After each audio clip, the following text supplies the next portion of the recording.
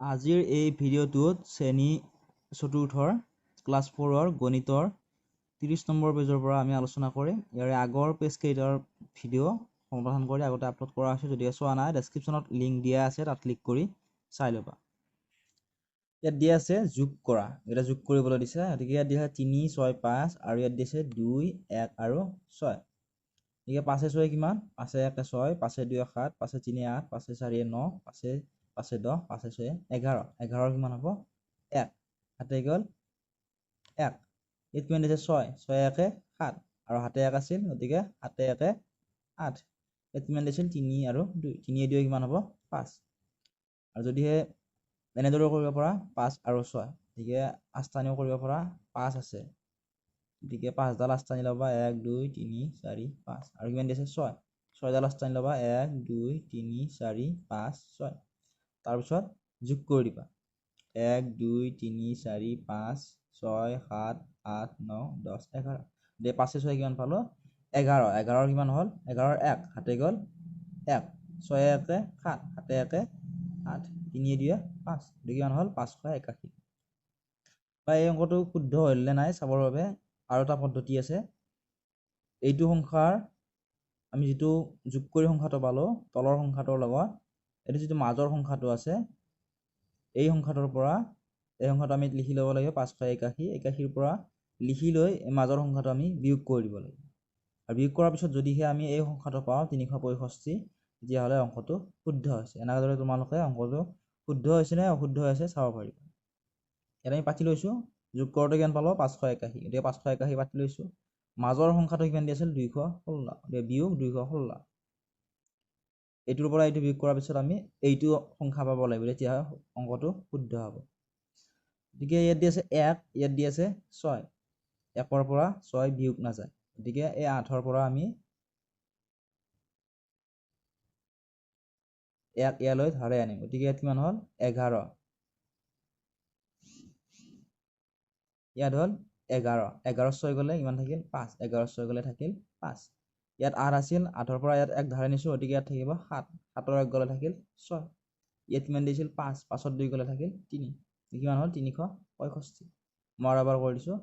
ইয়াত আছিল 1। 1ৰ পৰা 6 বিয়োগ নাযায়, সেইবাবে এই 8ৰ পৰা ইয়ালৈ 1 ধাৰে আনিছোঁ, গতিকে 1 ধাৰে আনিলে ইয়াত কিমান হ'ল?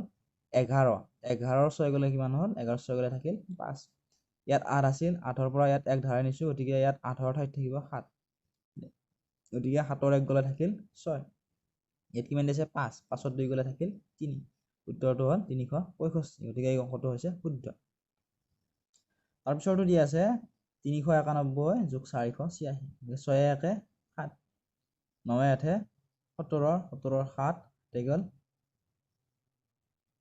1। গতিকে 4 3 7, 7 1 8, 6 1 7, 9 8 17, 17ৰ 7 হাতে গ'ল 1, 3 4 7, 7 1 8। তাৰপিছত এইটো দিছে 459 যোগ 211। গতিকে 9 1 10ৰ 0 হাতে গ'ল 1, হাতে গ'ল 1, 5 1 6, 6 1 7 আৰু 4 2 6, কিমান হ'ল উত্তৰ? 670। 9 1 10ৰ 0 হাতে গ'ল 1, 5 1 6, 6 1 7, 4 2 6। যদি আছে 339 আৰু 321। গতিকে 9 1 10ৰ 0 হাতে গ'ল 1, 3 2 5 হাতে 1ৰ সৈতে 6, 3 3 6, কিমান হ'ল? 660। এইটো দি আছে 555 যোগ 235। এতিয়া 5 5 10ৰ 0 হাতে গ'ল 1, হাতে গ'ল 1, 5 3 8 হাতে 1ৰ সৈতে 9 আৰু 5 2 7, কিমান হ'ল? 790। এইটো দি আছে 623 যোগ 284। 3 4 হ'ব 7, 4 3 7, 8 2 10ৰ 0 হাতে গ'ল 1, 6 2 8 হাতে 1ৰ সৈতে 9, 4 3 7 হাতে গ'ল 4 3 7, তাৰপিছত 8 2 10ৰ 0 হাতে গ'ল 1, 6 2 8 হাতে 1ৰ সৈতে 9, কিমান হ'ল? 907। এইটো দি আছে 645 যোগ 193। গতিকে 5 3 হ'ল 8, 9 4 13 3 হাতে গ'ল 1, 6 1 7 হাতে 1ৰ সৈতে 8, কিমান হ'ল? 838। তাৰপিছত এইটো দি আছে 736 যোগ 143। গতিকে 6 3 হ'ব 9, 4 3 7 আৰু 7 1 8 879 তাৰপিছত দি আছে বিয়োগ কৰা যে বিয়োগ কৰিবলৈ দিছে 895 পৰা 235 যে আমি জানো যে 5ৰ 5 গলে থাকিল 0 5টা বস্তু আছিল তাৰ পৰা 5টা নোহোৱা হৈ গ'ল যদি কিমান এটা থাকিব 0 9 3 গলে থাকিব 6 9 3 গলে থাকিব 6 তেনেহ'লে 8 2 গলে থাকিব 6 এই অংকটো শুদ্ধ আছিল না নাই ভুল হৈ আছে চাবৰ বাবে 660 ৰ লগত 235 যোগ কৰি দিব লাগিব যোগ কৰিলে এই অংকটো আমি পাব লাগিব পাতি লৈছো 660 যোগ 235 এই 5ৰ লগত 0 যোগ কৰিলে কিমান হ'ব 5 6ৰ লগত 3 যোগ কৰিলে কিমান হ'ব 9 6 3 9 আৰু 6 2 8 ঠিক 895 এই অংকটো শুদ্ধ হৈছে তাৰপিছত দিয়া আছে 471 বিয়োগ 309 এত কিমান আছে 1 আৰু তলত কিমান আছে 9 11 9 গলে কিমান থাকিব 2 1ৰ পৰা 9 বিয়োগ নাযায় সেইবাবে 7ৰ পৰা আমি ইয়াত 1 ধাৰে আনিছো আনিলে কিমান হ'ল 11 11 9 গলে থাকিল 2 ইয়াত 7ৰ পৰা 1 এটা ধাৰ আনিছো গতিকে ইয়াত থাকিব 6 6ৰ পৰা 0 গলে 6 4 3 গলে থাকিল 1 তাৰপিছত এইটো দিয়া আছে 565 পৰা 285 বিয়োগ কৰিবলৈ দিছে গতিকে ইয়াত কিমান দিছে 5 5ৰ 5 গলে থাকিল 0 ইয়াত কিমান দিছে 6 6ৰ তলত কিমান দিছে 8 6ৰ পৰা 8 বিয়োগ নাযায় সেইবাবে এই 5ৰ পৰা আমি ইয়াত 1 ধাৰে আনিম আনিলে কিমান হ'ল 16 16ৰ 8 গলে থাকিব 8 ইয়াৰ পৰা 1 এটা ধাৰে নিছো গতিকে 5ৰ ঠাইত থাকিব 4 4 2 গলে 2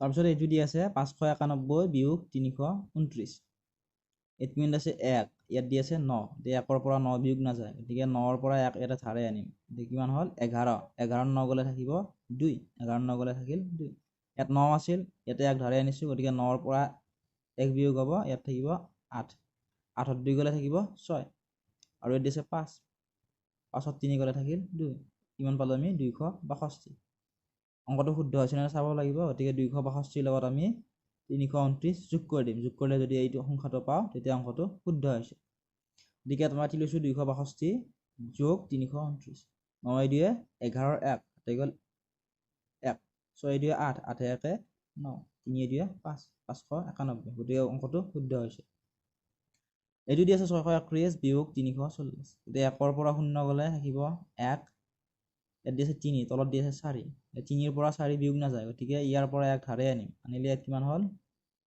13 13 4 গলে থাকিব 9 ইয়াৰ পৰা 1 এটা ধাৰে আনিছো গতিকে 6ৰ ঠাইত থাকিব 5 5ত 3 গলে থাকিল 2 কিমান পালো 291 অংকটো শুদ্ধ হৈছে নে নাই কৰি চাওঁ আমি ইয়াত পাতি লৈছো 291 যোগ 340 এই সংখ্যাটো পালে শুদ্ধ হ'ব যোগ কৰি দিম 1ৰ লগত 0 যোগ কৰিলে 1 9 4 13 3 হাতে গ'ল 1 3 2 5 হাতে 1ৰ সৈতে 6 কিমান হ'ল 631 গতিকে অংকটো শুদ্ধ হৈছে তাৰপিছত দি আছে 748 বিয়োগ 529